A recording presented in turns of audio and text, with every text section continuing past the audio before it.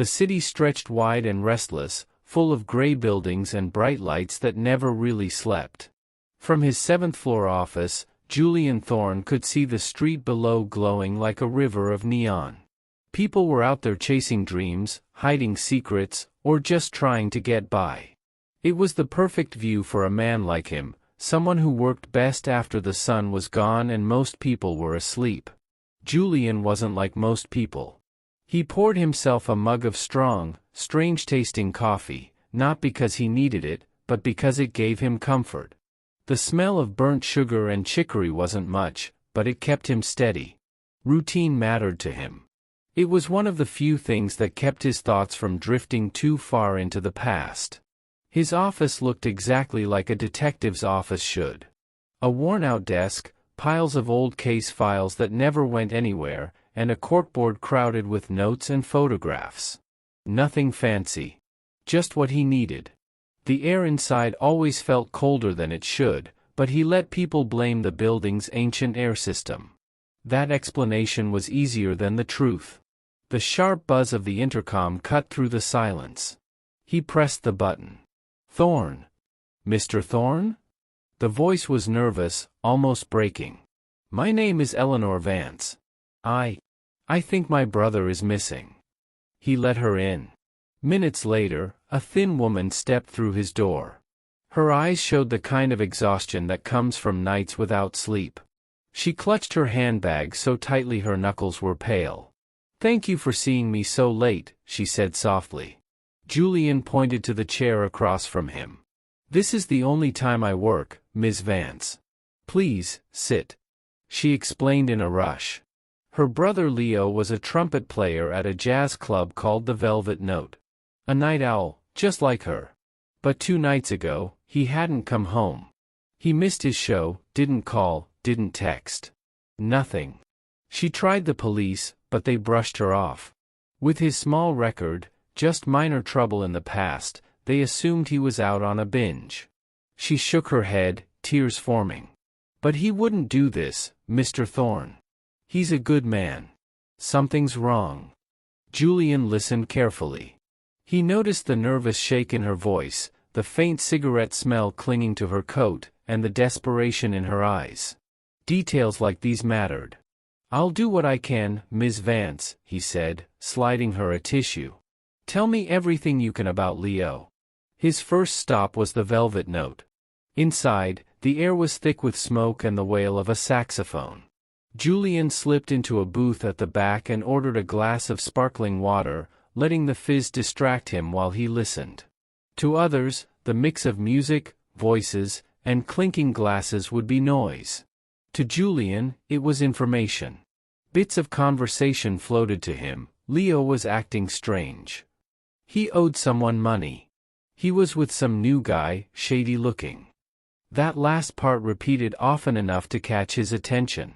People described a tall man in a wide-brimmed hat who stayed in the shadows. A strong smell of cheap cologne seemed to follow him around. Julian stored that detail away. He spoke to Frankie, the tired club owner who remembered Leo fondly. "Great horn player," Frankie said with a sigh. "But maybe too trusting." Next was Leo's apartment. The landlady gave Julian a spare key after grumbling about Leo's late-night practice sessions. Inside, the place was simple and neat. His trumpet rested in its case, shining under the lamp. No signs of a fight. On the table sat a half-eaten sandwich and a cup of coffee, dried out and untouched. It looked like Leo had left with someone, not alone. Julian noticed the faint trace of that same cheap cologne near the door. He also found a bus ticket from 2 nights ago, leading to the city's old industrial district, a strange place for Leo to go. Under a pile of sheet music, he uncovered a postcard. The faded picture showed a seaside town, with one sentence scribbled on the back: "Meet me at the lighthouse, midnight. Silas." That name fit with the whispers Julian had overheard about Leo being mixed up in something other than music. The industrial district was dark and empty at night.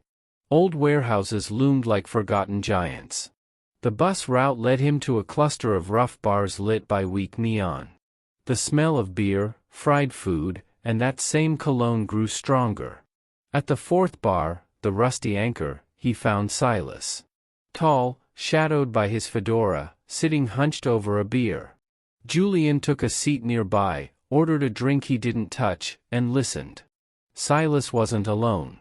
A heavy-set man sat with him, voice tense. "He's been asking too many questions, Silas," the man muttered. "He saw when we moved the Grieg pieces."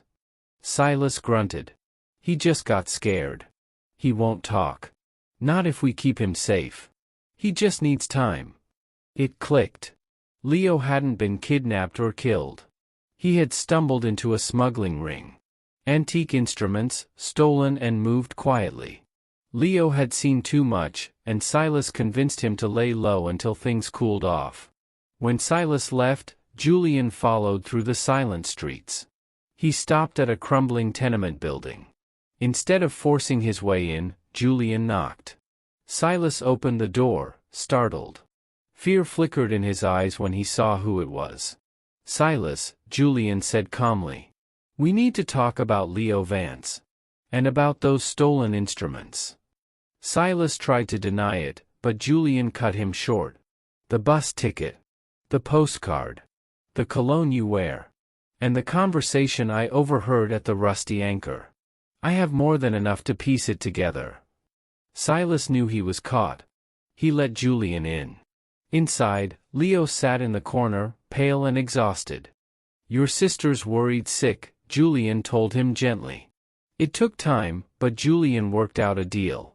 Leo would tell what he saw, but he wouldn't be punished. Silas promised to back off and keep Leo safe. It wasn't a perfect solution, but it was enough.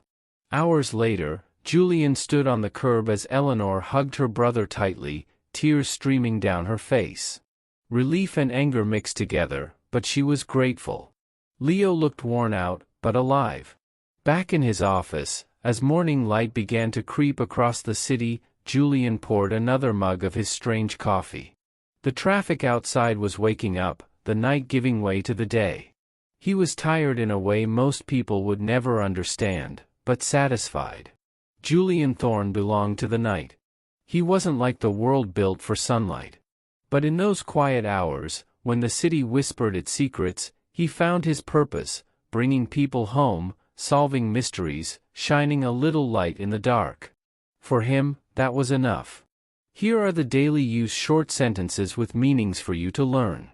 The city never really slept. Meaning, the city is always busy. People were out there chasing dreams. Meaning, people are working hard for their goals. Routine mattered to him. Meaning, habits and order are important.